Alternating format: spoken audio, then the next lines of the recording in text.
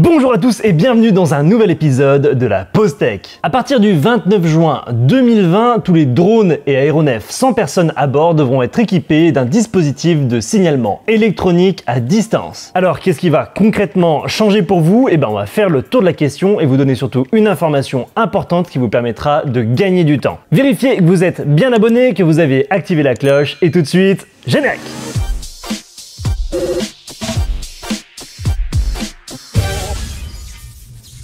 Afin de traquer les drones et savoir à qui ils appartiennent, l'État français a décidé il y a 3 ans, en 2016, d'imposer un dispositif de signalement électronique pour tous les drones de plus de 800 grammes, que ce soit en loisir ou en pro. C'est un dispositif qui diffuse régulièrement des informations sur l'appareil lorsqu'il est en vol. Alors attention, ça concerne à la fois les drones mais aussi tous les autres aéronefs sans personne à bord qui sont radiocommandés ou autonomes. Pour rappel, la réglementation ne distingue pas les drones ou quadricoptères tels qu'on les connaît des autres aéromodèles. L'appareil de signalement électronique doit diffuser toutes les 3 secondes ou tous les 30 mètres de déplacement les informations suivantes. Un identifiant unique pour le drone, sa position géographique, sa hauteur de vol, son point de décollage, sa vitesse et son cap. Si jamais votre appareil de plus de 800 grammes n'est pas équipé de ce dispositif de signalement électronique, vous risquez une amende de 135 € et potentiellement la confiscation de l'appareil. Les forces de l'ordre vont s'équiper de boîtiers pour pouvoir détecter ce signal à distance, mais ce n'est pas encore fait. L'appel d'offres pour ces 300 boîtiers se termine le 22 juin, donc autant vous dire que c'est pas encore construit et qu'ils sont pas encore équipés. L'objectif de ces boîtiers est de détecter les drones à une distance de 200 mètres avec un signal Wi-Fi. Alors attention, l'objectif n'est pas d'équiper tous les policiers avec un boîtier pour pouvoir détecter ces drones. Le but n'est pas d'équiper tout le territoire, mais uniquement des zones dites sensibles, comme par exemple des aéroports, des centrales nucléaires, etc. Ces boîtiers doivent être transportables, mais dans l'utilisation courante, vont être fixés à un endroit en particulier.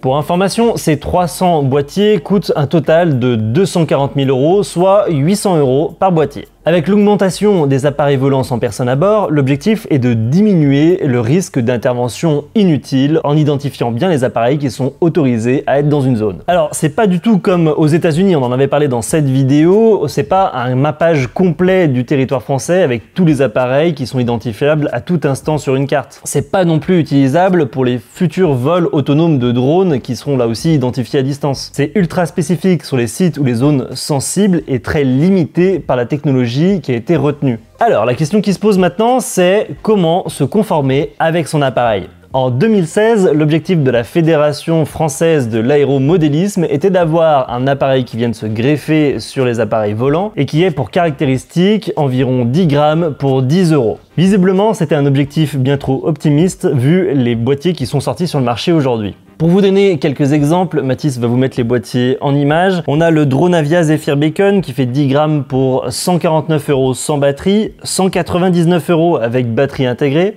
La signalisation électronique drone InnoSed, qui lui est plus pour tout ce qui est contrôleur Pixo qu'à la base, qui fait 5 grammes sans batterie, 120 € TTC, 140 € avec GPS intégré. Le Dronautique Alphonse Signalmont, qui fait 15 grammes et entre 120 et 160 € selon les équipements retenus. Le Skyinov Signal Drone 12 grammes entre 134 € et 169 €. Et le dernier, une solution open source qui permettrait d'avoir ce signalement électronique pour 40 €, qui a été développé par Pierre Cancir de Hive Robotics, dont le code est téléchargeable directement en ligne. Donc ça, c'est les solutions existantes si vous n'avez pas le choix de mettre un module externe sur votre engin. Mais qu'en est-il pour DJI qui, on le sait, a depuis longtemps dans le logiciel mis une option pour pouvoir faire du signalement à distance?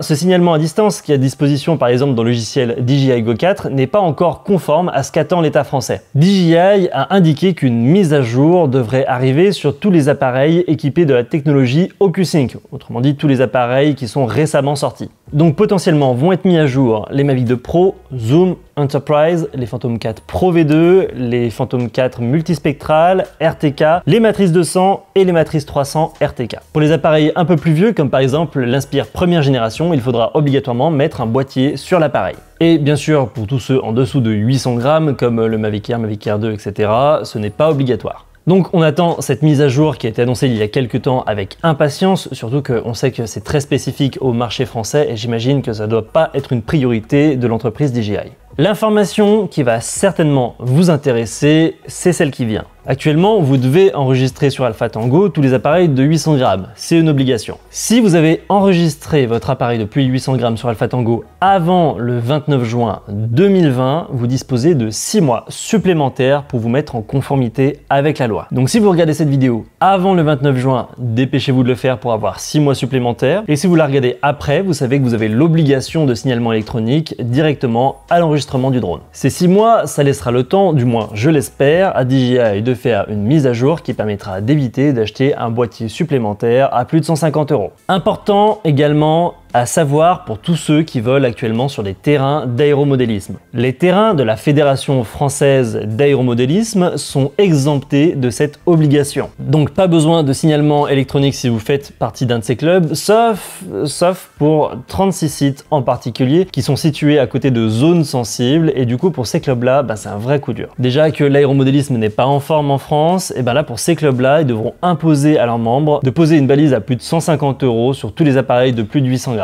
Et petite parenthèse, on souhaite bonne chance à tous ceux qui devront gérer ce système de signalement électronique proche des aéroports où il y a plein d'aéroclubs et qui vont recevoir tous les jours je ne sais combien d'alertes d'appareils signalés, d'appareils non signalés, etc. Si la mise à jour de DJI arrive à temps, finalement les grands perdants ce seront justement ceux qui faisaient de l'aéromodélisme en dehors des clubs ou ceux qui font des drones un peu bidouillés sur mesure. Et on pense en particulier à tous ceux qui font du FPV, bien que la plupart des appareils de FPV font en dessous de 800 grammes maintenant. Et à mon avis, ils ne seront pas beaucoup à vouloir investir 150 € sur un système qui est assez limitant finalement en termes d'impact sur la sécurité. Et en sachant qu'il y a déjà certains prérequis techniques qui ne sont pas respectés sur ce type de machine, je pense que la plupart des gens ne vont pas s'embêter avec cet appareil de signalement à distance. Alors qu'est-ce que j'en pense à titre personnel?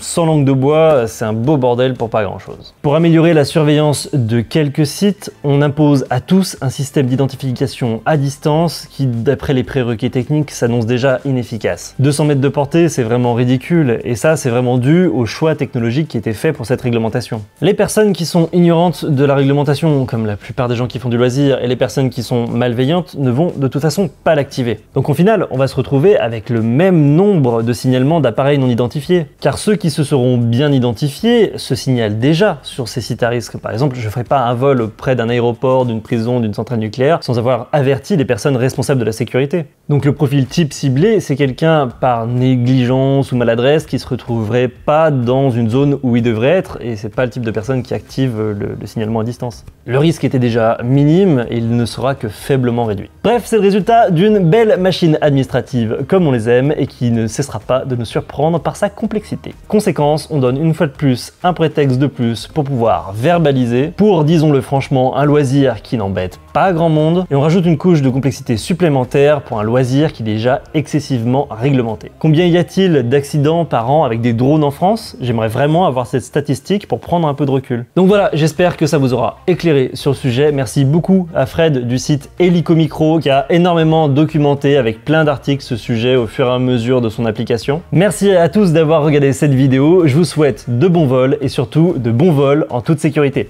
Ciao!